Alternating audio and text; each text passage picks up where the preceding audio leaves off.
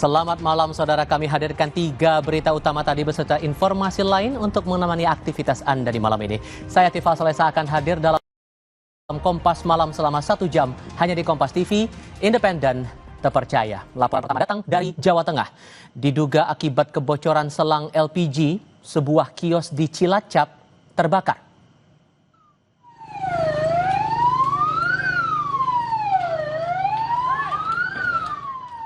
Kobaran api dengan cepat menghanguskan sebuah kios bakso di Desa Pucung Kidul, Cilacap. Diduga kebakaran akibat kebocoran selang LPG pada salah satu kompor yang digunakan untuk memasak. Api dapat dipadamkan usai petugas pemadam kebakaran dikerahkan ke lokasi. Tidak ada korban dalam insiden ini.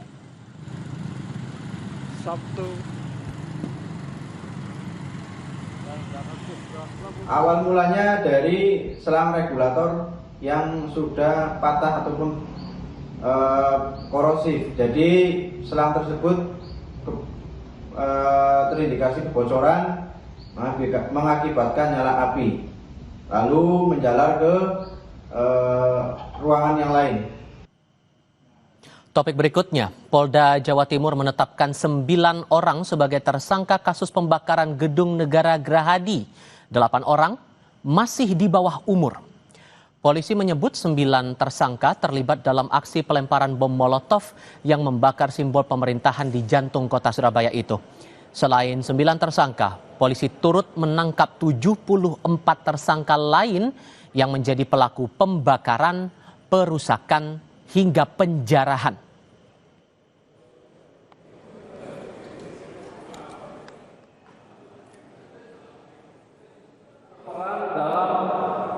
Membuat bom Molotov sebanyak 5 buah.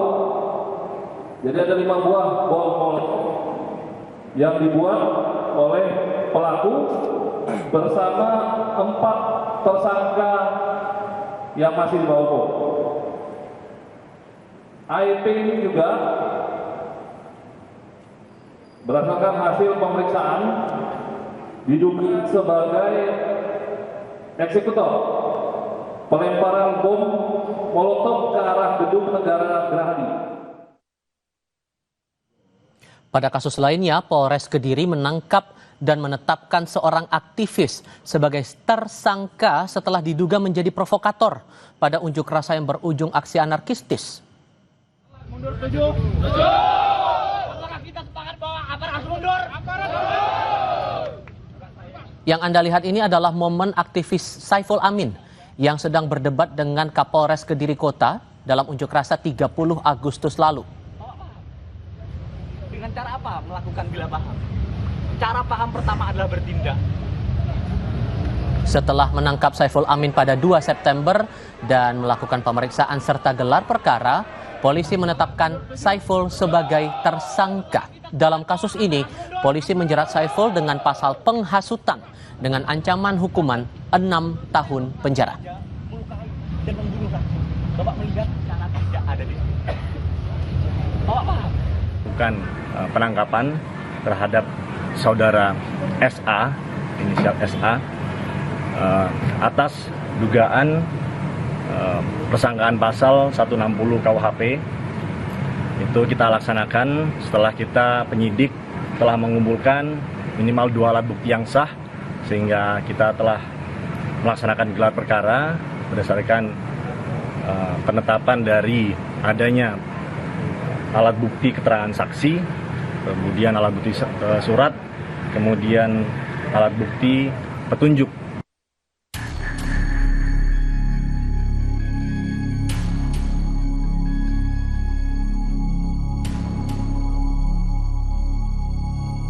Sejumlah aktivis ditangkap dan jadi tersangka pasca gelombang unjuk rasa yang terjadi pada 25 hingga 31 Agustus. Salah satu yang ditangkap adalah Del Pedro Marhen, Direktur Eksekutif Lokataru. Del Pedro diduga menyebar hasutan yang menimbulkan kericuhan dengan melibatkan anak-anak. Selain Del Pedro, Syahdan Hussein, admin sekaligus humas akun Instagram @gejayan memanggil juga ditangkap atas tuduhan yang sama. Tersangka DMR adalah melakukan melakukan kolaborasi dengan akun-akun IG lainnya untuk menyebarkan ajakan agar pelajar jangan takut. Tersangka SH itu adalah akun atau admin dari akun IG, nama akunnya @gm. Perannya adalah juga melakukan collab akun IG untuk menyebarkan ajakan pengerusakan. Tim Advokasi untuk Demokrasi menilai penetapan tersangka sejumlah aktivis oleh kepolisian cacat prosedur hukum. Tim meminta penangguhan penahanan untuk Del Pedro. Kami melihat ada dua proses yang miss dan yang sudah seolah-olah ini terburu-buru, dan ini bukan seolah-olah ya, memang terburu-buru dan secara formal sudah cacat prosedur hukum. Jadi itu penting sekali untuk diperhatikan bahwa kemudian berpendapat dan sebagainya di dalam sosial media itu sangat mungkin sekali tanpa proses yang jelas kita bisa ditetapkan sebagai seorang tersangka dan dijemput. Penangkapan aktivis tak hanya terjadi di Jakarta. Di Kediri, aktivis Saiful Amin yang sempat berdebat dengan Kapolres Kediri Kota saat demo 30 Agustus lalu ditangkap. Saiful ditahan di rutan Mapolres Kediri Kota setelah diduga menjadi provokator pada demo yang berujung aksi anarkistis. Saudara SA, inisial SA, atas dugaan persangkaan pasal 160 KUHP berdasarkan penetapan dari adanya alat bukti keterangan saksi, kemudian alat bukti surat, kemudian alat bukti petunjuk. Direktur Eksekutif Amnesty International Indonesia Usman Hamid menilai penangkapan aktivis dan warga sipil yang diduga terlibat provokasi dinilai tidak tepat. Lantaran unjuk rasa menyampaikan pendapat telah dijamin undang-undang. Saya kira tidak tepat ya. Pertama, secara material proses penetapan tersangka mereka didasarkan pada pasal-pasal yang saya kira lemah untuk menuduh mereka misalnya melakukan penghasutan kepada publik untuk melakukan tindak pidana atau misalnya melakukan penghasutan terhadap anak-anak untuk melakukan tindak pidana. Nah, yang terlihat di dalam sejumlah informasi yang saya pelajari, termasuk dari pihak kepolisian, rata-rata itu berasal atau berawal dari posting di media sosial. Mantan Kapolda Jawa Barat Irjen Purnawirawan Anton Carlian menyebut jika penangkapan dan penetapan sejumlah aktivis sebagai tersangka penghasutan tidak cacat prosedur, lantaran Polri pasti sudah memiliki 2 alat bukti sebelum menetapkan seseorang sebagai tersangka. Saya kira di era keterbukaan zaman sekarang ini tidak mungkin istilahnya tanpa adanya 2 alat bukti yang sah, Polri melakukan suatu upaya-upaya yang sangat-sangat bertentangan dengan hukum. Karena kalau memang dikatakan misalkan ada kekurangan-kekurangan, mari kita juga selesaikan berdasarkan ranah hukum, yaitu adanya pra-peradilan. Publik kini menyorot tindakan aparat yang menangkap sejumlah aktivis buntut demonstrasi pada akhir Agustus lalu di berbagai daerah. Desakan segera bebaskan aktivis dan warga sipil yang ditangkap karena dituding sebagai provokator terus disuarakan, lantaran undang-undang telah menjamin penyampaian pendapat di muka umum. Tim Liputan Kompas TV. Tim Advokasi untuk Demokrasi menyebut penangkapan dan penetapan tersangka sejumlah aktivis oleh polisi cacat prosedur hukum. Untuk mengulasnya kami akan diskusikan bersama dengan para narasumber. Bergabung saat ini Ma'ruf Bajamal dari Tim Advokasi untuk Demokrasi dan Komisioner Komisi Kepolisian Nasional Yusuf Warshim. Selamat malam semuanya dengan Tifal. Selamat malam. Ya, malam Mas Tifal. Terima kasih semua sudah bergabung bersama kami kali ini. Kalau melihat dari teman-teman tahu sendiri, Bung Ma'ruf, apakah sebatas karena ini dianggap penetapan tersangka tanpa ada proses klarifikasi dulu makanya dianggap cacat prosedur atau ada unsur lain? Ya, salah satunya itu ya yang jadi concern kami karena klien kami ini ditangkap tanpa terlebih dahulu dilakukan pemeriksaan sebagai saksi. Kemudian yang kedua, pada saat proses penangkapan, klien kami tidak diberikan informasi yang utuh terkait dengan pasal-pasal yang disangkakan kepada dirinya. Nah, kami baru mengetahui pasal-pasal yang dikenakan setelah melakukan pemeriksaan di Polda. Oke, sehingga dengan dasar itulah makanya kemudian ada langkah hukum yang diambil oleh teman-teman TAUT termasuk penangguhan penahanan itu? Penangguhan penahanan adalah hal yang berbeda ya, karena klien kami dikenakan penahanan, tentunya prosesnya kami juga punya hak untuk melakukan penangguhan penahanan itu, karena menurut hemat kami tidak ada urgensi untuk melakukan penahanan kepada klien kami, karena klien kami tidak dalam kapasitas untuk kemudian melarikan diri, tidak dalam kapasitas untuk menghilangkan barang bukti, maupun tidak dalam kapasitas untuk mengulangi tindak pidana. Di samping itu juga perkara ini menurut hemat kami secara hukum kami masih mempertanyakan dasar dan argumentasi hukumnya yang menurut hemat kami tidak begitu kuat untuk bisa dikenakan kepada klien kami. Dan itu sudah diajukan atau baru akan berproses dan kira-kira kapan akan diajukan? Iya, sudah kami ajukan. Penangguhan penahanan sudah kami ajukan kemarin dan kami saat ini masih menunggu respon dari pihak penyidik terkait dengan permohonan yang telah kami ajukan. Oke, Pak Yusuf, kalau kemudian dari pihak tersangka ini menilai bahwa ini cacat prosedur ditambah ada penilaian pasal yang dijerat untuk tersangka ini lemah, apa komentar Kompolnas? Ya, terima kasih. Di Kompolnas dalam memposisikan sebagai pengawas fungsional kinerja Polri tentu kami lebih banyak menyimak dan mendengarkan apa yang menjadi keluhan dari pihak Delvero yang kali ini diwakili oleh kuasa hukumnya. Yang itu secara substansi intinya kan berkeberatan dengan adanya penangkapan yang diduga penangkapan itu unprocedural atau ya disebut juga bisa penangkapan yang unlawful, tidak sah kan begitu. Nah, ya itu kita catat, tapi tentu kepolisian ya kita kan tentu juga harus menghormati kewenangan penyidik ya. Penangkapan itu dilakukan sebelum seseorang diperiksa sebagai saksi ataupun sebelum ditetapkan tersangka itu bisa dibenarkan apabila didasarkan pada adanya bukti permulaan yang cukup, ya kan begitu. Nah, penangkapan itu tidak boleh melebihi 1 kali 24 jam. Apabila memang setelah dilakukan penangkapan, setelah 1 kali 24 jam, ternyata bukti permulaan cukup itu tidak terpenuhi, ya dilepaskan.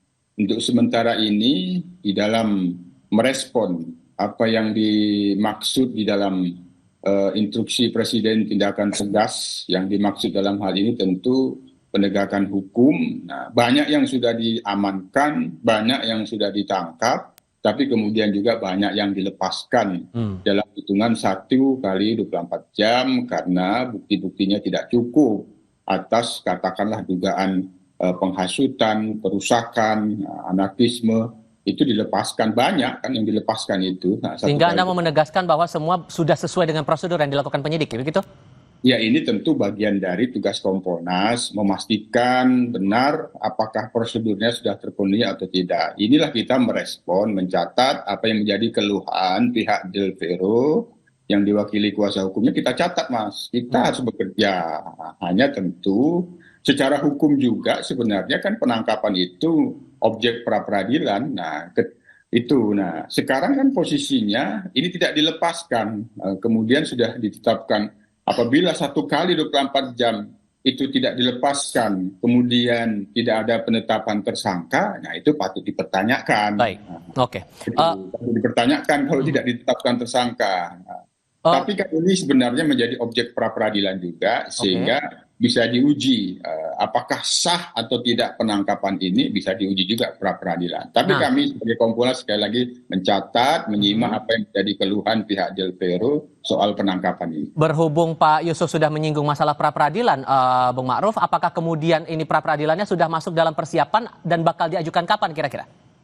Ya, kami masih mempertimbangkan ya Mas. Jadi kami masih sedang membahasnya dengan tim secara intensif terkait dengan upaya proses pra-peradilan kami ajukan. Karena bagi kami bukan hanya terkait dengan penangkapan, tapi penetapan sebagai tersangka dengan dasar-dasar hukum yang kemudian menurut hemat kami tidak berdasar, itu yang kemudian akan jadi substansi dari permasalahannya. Karena begini, yang menjadi permasalahan utama adalah postingan-postingan yang kemudian dipandang oleh pihak penyidik itu sebagai substansinya itu mengandung unsur-unsur pasal yang dijerat kepada klien kami. Di situ ada pasal 160 KUHP, di situ ada pasal Undang-Undang Perlindungan Anak maupun Undang-Undang ITE terkait dengan hoaks yang menimbulkan kerusuhan. Nah, mencermati pasal itu kita tahu bersama dalam hukum pidana itu ada yang namanya lex serta, lex stricta, dan lex scripta. Artinya hukum pidana itu dia harus jelas, dia harus tegas, dan dia harus tertulis. Nah, hukum pidana itu dia tidak bisa ditafsirkan secara tidak sesuai dengan rumusan pasal. Nah, berdasarkan penilaian kami, dari muatan dari substansi postingan itu tidak ada unsur melawan hukum. Itu satu.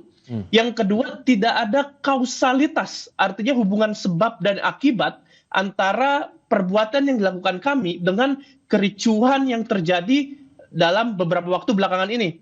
Yang ketiga, terkait dengan proporsionalitas juga penting untuk melihat di sini. Hemat kami adalah klien kami tidak punya kualifikasi dan muatan postingan itu dia tidak punya kualifikasi untuk kemudian berkontribusi atas kericuhan yang terjadi. Nah, atas dasar itu, menurut hemat kami, kericuhan itu kami yakini di situ tidak ada faktor tunggal karena di situ kompleks dan kemudian rumit. Nah, melihat itu kami kemudian memandang bahwa penetapan tersangka, penggunaan pasal-pasal kepada klien kami itu tidak sesuai dengan berdasarkan hukum pidana yang kemudian Nah, Pak Yusuf, kalau kemudian penjelasan dari pihak tersangka seperti itu dan kalau ternyata kemudian ada bukti-bukti baru yang menunjukkan para aktivis ini tidak bersalah, so gimana kemudian? Ya, kalau sudah ditetapkan tersangka kan berarti sudah diterbitkan SPDP, surat dimulai perintah penyidikan. SPDP itu tidak bisa dihentikan apabila tidak ada upaya hukum untuk membatalkan itu.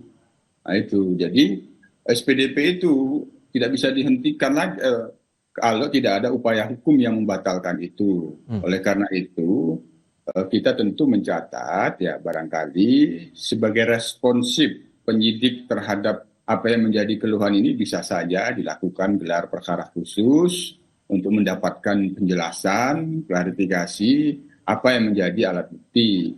Minimal 2 alat bukti itu apa? Tentu pasti kan berdasarkan KUHP 184 yang dimaksud dengan alat bukti. Nah, maka upaya hukum yang dimaksud itu ya memang ya perlu dilakukan upaya pra-peradilan. Dengan upaya pra-peradilan itulah bisa dibatalkan penetapan tersangka itu. Oke, singkat saja untuk masing-masing. Kalau mencermati ini dan ada upaya untuk pra-peradilan juga, Bung Ma'ruf, amunisi apa yang bakal disiapkan oleh teman-teman penasihat hukum dari para terdakwa ini? Ya, pasti yang pertama klien kami itu tidak bertanggung jawab dan tidak kemudian kami menurut hemat kami dia tidak dapat dikenakan pasal-pasal yang disangkakan kepadanya karena dia tidak punya kualifikasi untuk bertanggung jawab atas kericuhan yang terjadi. Yang kedua, postingan yang dipermasalahkan itu tidak ada unsur melawan hukum. Yang ketiga, menurut hemat kami tanpa pra-peradilan, karena ini perkaranya adalah syarat dengan kriminalisasi, menurut hemat kami ini bisa dihentikan karena salah satu alasan penghentian penyidikan adalah karena tidak ada peristiwa pidana. Nah, menurut hemat kami berdasarkan apa yang kemudian dilakukan oleh klien kami, berdasarkan profil dari klien kami di situ sedang melakukan advokasi hak asasi manusia maupun demokrasi, maka dia seharusnya dapat dibatalkan dengan dihentikan perkaranya. Oke, Pak Yusuf, singkat saja untuk menanggapi ini.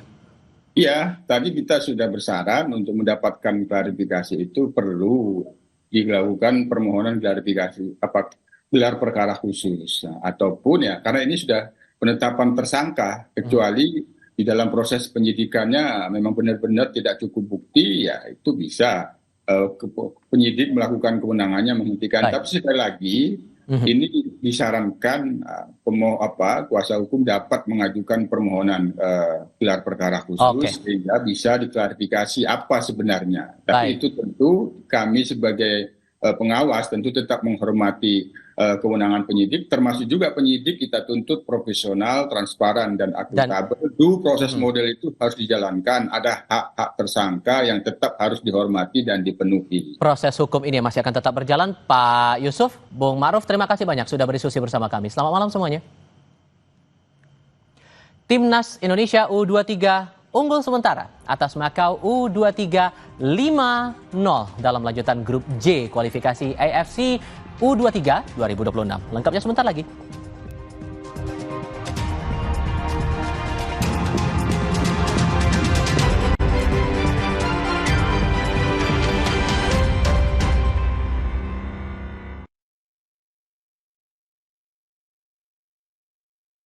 Kamu masih single?